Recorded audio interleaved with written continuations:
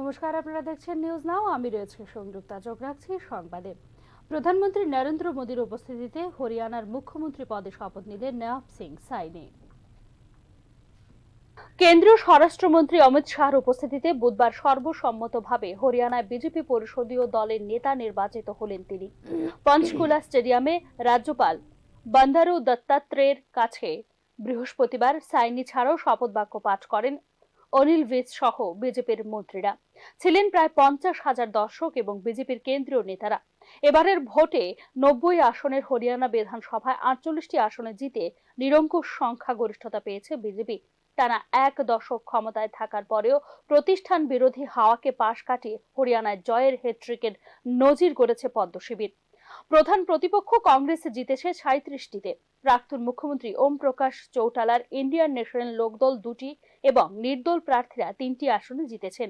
জাতীয় রাজনৈতিক প্রেক্ষিতে ও প্রতিকূল পরিস্থিতির মধ্যে হরিয়ানার বিজেপির এই জয়কে বিশেষ তাৎপর্যপূর্ণ বলে অভিহিত করেছেন রাজনৈতিক বোদ্ধারা। গত মার্চে পাঞ্জাবি জনগোষ্ঠীর নেতা খট্টরকে সরিয়ে দলে অনগ্রসর মুখ সাইনিকে মুখ্যমন্ত্রী হিসেবে তুলে ধরেছিল বিজেপির শীর্ষ নেতৃত্ব। এবারে লোকসভা ভোটে কংগ্রেস এবং বিজেপি দুদলই হরিয়ানার 5টি করে আসন জিতেছিল।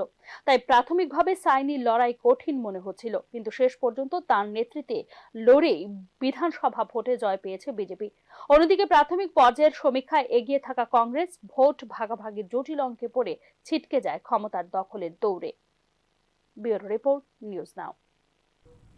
বাংলাদেশে জুলাই আগস্ট মাসে সংঘটিত বিভিন্ন হত্যার ঘটনায় প্রাক্তন প্রধানমন্ত্রী শেখ হাসিনার বিরুদ্ধে গ্রেফতারি পরোয়ানা জারি করল সে দেশের আন্তর্জাতিক অপরাধ ট্রাইব্যুনাল। 18 নভেম্বরের মধ্যে তাকে ট্রাইব্যুনালে হাজির হবার নির্দেশ দেওয়া হয়েছে। বৈষম্য বিরোধী ছাত্র আন্দোলন চলাকালে জুলাই ও আগস্টে সংগঠিত গণহত্যার অভিযোগের বিচার কার্যক্রম শুরুর প্রথম দিনেই তার বিরুদ্ধে গ্রেফতারি পরোয়ানা জারি করা হলো। ট্রাইব্যুনালের মূল ভবনের সংস্কার কাজ চলমান থাকায় ভবন সংলগ্ন অস্থায়ী ট্রাইব্যুনালে আজ বৃহস্পতিবার বেলা 11:30টায় ট্রাইব্যুনালের কার্যক্রম শুরু হয়। এক পর্যায়ে ট্রাইব্যুনালের চেয়ারম্যান বিচারপতি মোহাম্মদ গোলাম মোর্তজা মজুমদার সহ অপর 2 বিচারকের সমন্বয়ে গঠিত আন্তর্জাতিক অপরাধ ট্রাইব্যুনাল শেখ হাসিনার বিরুদ্ধে গ্রেপ্তারি পরোয়ানা জারির আবেদন করেন chief prosecutor advocate Mohammad Tajul Islam. এরপর ট্রাইব্যুনাল শেখ হাসিনার বিরুদ্ধে গ্রেফতারি পরোয়ানার আদেশ দেন। আরেক মামলায় ওবায়দুল কাদের সহ 46 জনের বিরুদ্ধে গ্রেফতারি পরোয়ানা জারির আদেশ দেন। এই সময় আদালতে প্রসিকিউটর গাজী মুনাওয়ার হোসেন তামিম ও বিএম সুলতান মাহমুদ উপস্থিত ছিলেন। বাংলাদেশে 71-এ মানবতা বিরোধী অপরাধে অভিযুক্তদের বিচারের মুখোমুখি করতে 2010 সালে তৎকালীন আওয়ামী লীগ সরকার আন্তর্জাতিক অপরাধ ট্রাইব্যুনাল গঠন করে। সেই সময় ট্রাইব্যুনাল জামায়াত বিএনপির বেশ কয়েকজন নেতার বিরুদ্ধে দণ্ড ঘোষণা করে এবং তা কার্যকর হয়। এর মধ্যে গত 5 অগস্ট ছাত্র জনতার অভ্যুত্থানে পতন ঘটে আওয়ামী লীগ সরকারের। ছাত্র জনতার আন্দোলন ঠেকাতে আওয়ামী লীগ সরকার হত্যাযজ্ঞ চালায় বলে অভিযোগ ওঠে। প্রায় 1,500 মানুষ প্রাণ হারায় এই আন্দোলনে। হাসিনা সরকারের 15 বছরের শাসনের অবসানের পর নোবেল জয়ী ডক্টর মোহাম্মদ ইউনূসের নেতৃত্বে অন্তর্বর্তীকালীন সরকার দেশ পরিচালনার দায়িত্ব নিলে জুলাই আগস্টের গণহত্যার বিচার করার সিদ্ধান্ত হয়। ঢাকা থেকে মনির হোসেনের রিপোর্ট, নিউজ নাও। রাজ্যে আইন শৃঙ্খলা অবনতির অভিযোগ নিয়ে সরব হল প্রদেশ কংগ্রেস। এদিন সাংবাদিক বৈঠকে এই প্রসঙ্গে রাজ্য সরকারের বিরুদ্ধে ব্যর্থতার অভিযোগ তোলেন প্রদেশ কংগ্রেস সভাপতি আশিস কুমার সাহা। রাজ্যে নারী নির্যাতন ও ধর্ষণের ঘটনা উল্লেখযোগ্যভাবে বৃদ্ধি পেয়েছে ও সাম্প্রতিক সময়ে 8টি ধর্ষণের ঘটনা সংঘটিত হয়েছে বলে অভিযোগ করেন তিনি। সাম্প্রদায়িক সম্প্রীতি রক্ষায় উদ্বেগজনক পরিস্থিতির অভিযোগ নিয়ে বিভিন্ন ঘটনার কথা উল্লেখ করে সরকারের কড়া সমালোচনা করেন আশিস কুমার সাহা। প্রতিবাদ নিরঞ্জন পর্বেও বিভিন্ন স্থানে সংঘর্ষ হয়েছে বলে সুর চড়ান প্রদেশ কংগ্রেস সভাপতি। রাজধানী আগরতলার আইন শৃঙ্খলা অবনতির অভিযোগ নিয়ে সাংবাদিক সম্মেলনে রাজ্য প্রশাসনকে সমালোচনা করেন প্রদেশ কংগ্রেস সভাপতি আশিস কুমার সাহা ও দলের মুখপাত্র প্রবীর চক্রবর্তী।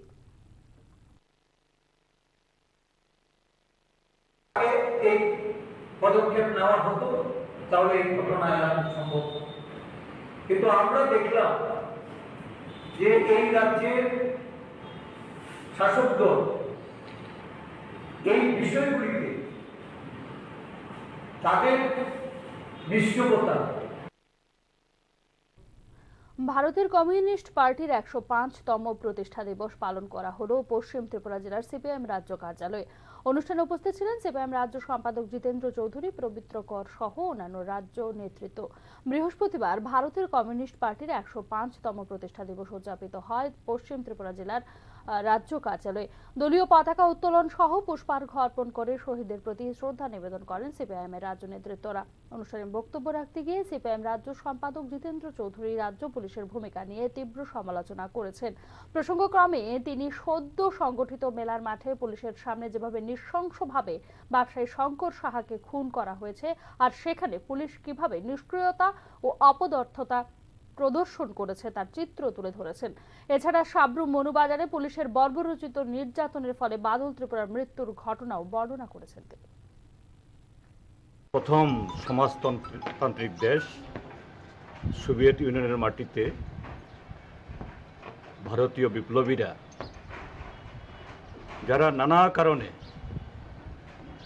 আমাদের দেশে যে স্বাধীনতা আন্দোলন চলছিল সে কারণে ব্রিটিশ পুলিশ দ্বারা তাদের পেছনে লেলিয়ে দেওয়া হয়েছিল। এখনকার মতো সংবাদ এখানেই শেষ করছি। অন্যান্য আপডেটস পেতে চোখ রাখুন নিউজ নাও এর পর্দায়।